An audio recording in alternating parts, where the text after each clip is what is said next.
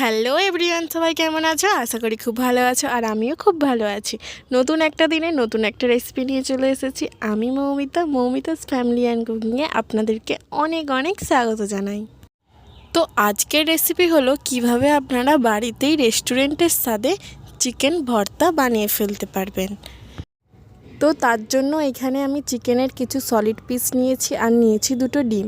একটু গরম জলে চিকেন আর দুটো ডিম আর একটু লবণ দিয়ে সেদ্ধ করে নেব। এটা সেদ্ধ করতে করতে ততক্ষণে একটু মগজদানা আর কাজু বাদামের একটা পেস্টও বানিয়ে নিয়েছি।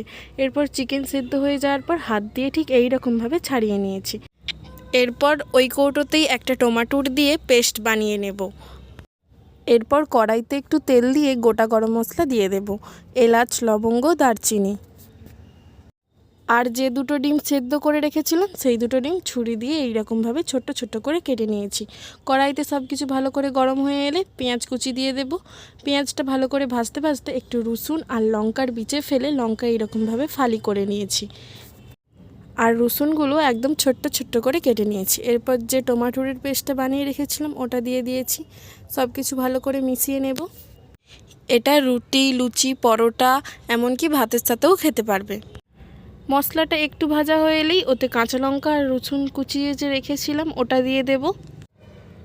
রসুন আর লঙ্কাটা আরও একটু ভেজে নেওয়ার পর কিছু গুঁড়ো মশলা দিয়ে দেব, যেমন ধনে গুঁড়ো, জিরে গুঁড়ো, গোলমরিচ গুঁড়ো, লঙ্কা গুঁড়ো, হলুদ গুঁড়ো আর একটু লবণও দেব। সব কিছু ভালো করে মিশিয়ে নিয়ে 5 মিনিটের মতো কষতে থাকবো, যতক্ষণ না ওর পাশ দিয়ে তেল ছাড়তে থাকে। অনেক সময় কি হয়, বাড়িতে যখন চিকেন আনা হয় তো চিকেনের এই সলিড পিসগুলো কেউ খেতে চায় না। তো তার জন্য এই রেসিপিটা অবশ্যই ট্রাই করতে পারো। এরপর কাজু বাদাম আর মগজদানার যে পেস্টটা বানিয়ে রেখেছিলাম ওটা দিয়ে দেব। ওটা দিয়ে ভালো করে মশলা কষে নেব। এটাতে যে আমি খুব বেশি মশলা ব্যবহার করছি এমনটাও নয়, খুব কম তেলে আর খুব কম মশলাতেই এটা আমি বানাচ্ছি। কত সুন্দর কালারটা এসেছে দেখো। এরপর আর কি, মশলা একদম কষানো রেডি। এরপর যে চিকেনটা ছাড়িয়ে রেখেছিলাম ওই চিকেনটা দিয়ে দেব। চিকেনটার সঙ্গে এবারে ভালো করে মিশিয়ে নিয়ে একটু জলও দেব। জল দেওয়ার পর 5 মিনিটের মতো একটু সেদ্ধ করতেও দেব। কিছুক্ষণ ফুটিয়ে নেওয়ার পর নামানোর কিছুক্ষণ আগে একটু ফ্রেশ ক্রিমও অ্যাড করব। ফ্রেশ ক্রিম না থাকলে দেবে, না থাকলে দেওয়ার কোনো দরকার নেই। নামানোর কিছুক্ষণ আগে যে ডিমটা কুচিয়ে রেখেছিলাম ওই ডিমটা দিয়ে দেব।